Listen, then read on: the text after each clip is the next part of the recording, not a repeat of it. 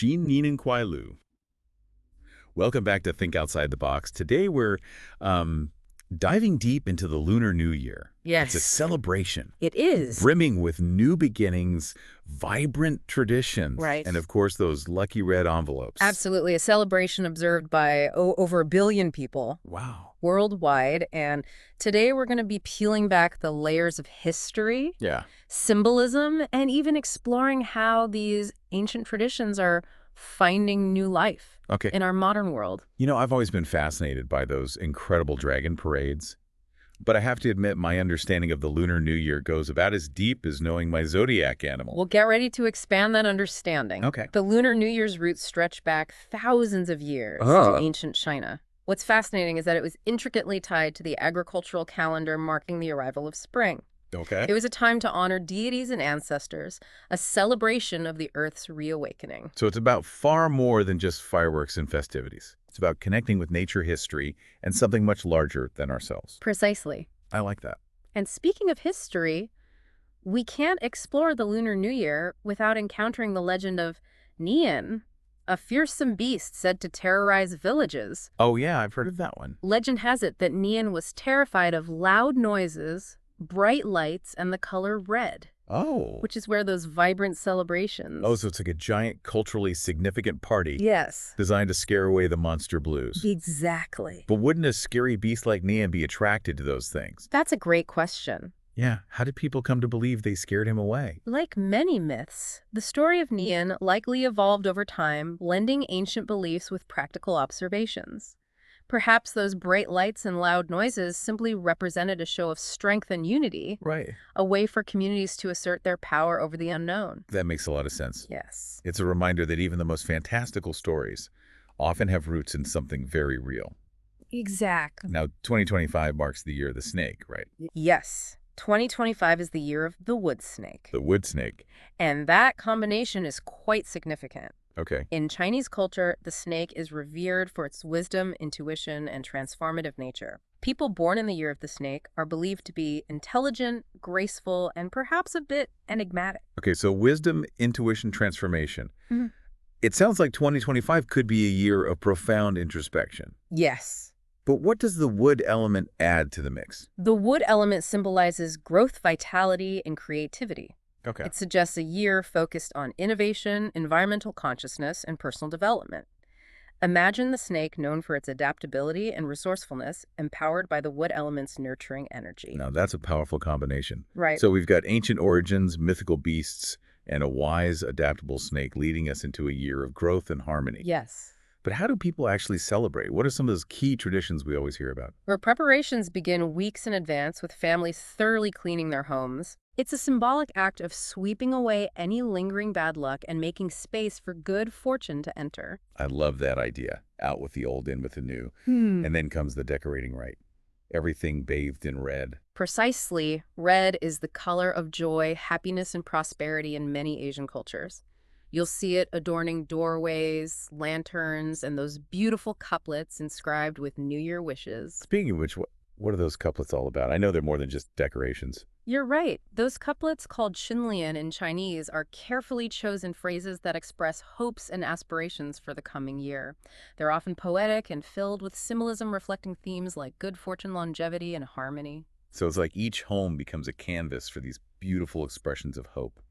And of course, we can't forget those incredible dragon and lion dances. They're always so full of energy and excitement. Those dances are much more than just a spectacle. They're believed to ward off evil spirits and usher in good luck for the year ahead. The vibrant colors, intricate movements, and pulsating drums create an atmosphere of celebration and renewal. Yeah, it's like a powerful ritual infused with music and movement. And speaking of rituals, Lunar New Year is famous for its incredible feasts. Family reunions are at the heart of the celebration, aren't they? Absolutely. These gatherings are a time to reconnect with loved ones, share stories, and savor delicious food, each dish carrying a special meaning. Fish, for instance, symbolizes abundance because the Chinese word for fish sounds similar to the word for surplus. Oh, interesting. All this talk about food is making me curious. What are some other Lunar New Year dishes with interesting symbolism? Well, dumplings, with their shape resembling ancient Chinese gold ingots, represent wealth and prosperity, and those delicious rice cakes you often see.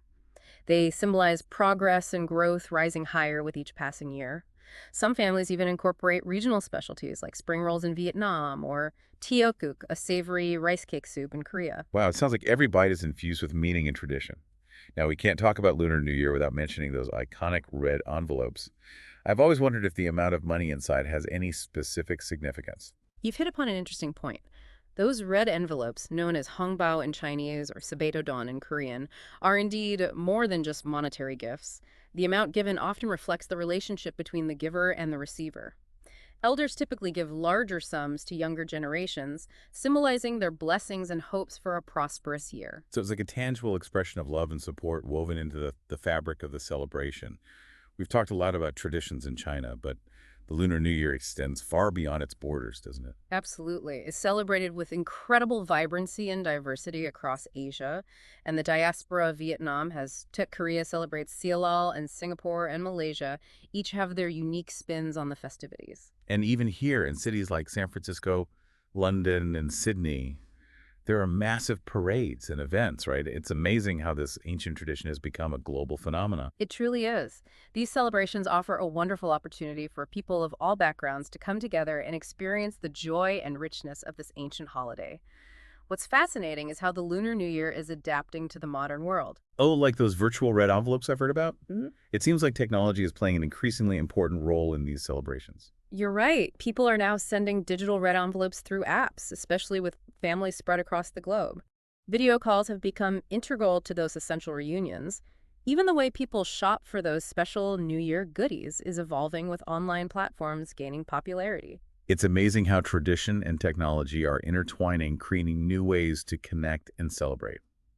So we've explored the history, symbolism, and global reach of the Lunar New Year. What does this all mean for our listeners, especially as we enter the Year of the Wood Snake? What are the key takeaways? Well, for me, the Lunar New Year serves as a powerful reminder of those universal values like family, gratitude, and hope. It's a time to reflect on the past, honor our heritage, and, set those intentions for the future. Beautifully put. And as we step into this particular Year of the Wood Snake, it's like an invitation to embrace those qualities of wisdom, adaptability, and growth. Right. These are principles that transcend any cultural background, offering valuable guidance. Yeah, as we navigate the year ahead. So it's about taking those universal themes of renewal and intention setting and just kind of weaving them into our own lives, wouldn't you say? Absolutely. The beauty of the Lunar New Year lies in its ability to inspire us regardless of our beliefs or traditions. It's a reminder that we're all part of something larger, connected by the cycles of nature and, the shared human experience. I think what's so fascinating about the Lunar New Year is that it's both a celebration of tradition, but also an embrace of the future. That's exactly right. As we've seen, these ancient customs are evolving, incorporating technology and adapting to the rhythms of modern life. It's a testament to the enduring power of these traditions and their ability to connect generations. So as we wrap up this deep dive into the Lunar New Year, I want to leave our listeners with a thought to ponder. How can we each in our own way incorporate the spirit of the Lunar New Year into our lives? Perhaps it's about creating your own rituals of renewal, strengthening those bonds with loved ones, or tapping into that inherent wisdom and adaptability of the snake as we navigate the twists and turns of the year ahead. Even if you don't traditionally celebrate the Lunar New Year, there's something profoundly universal about those themes of new beginnings and embracing those possibilities that lie ahead. It's a reminder that regardless of our background, we all have the capacity for growth, transformation, and creating a brighter future. Shini and Kwailu to all our listeners, and keep thinking outside the box. Shinin Kwailu.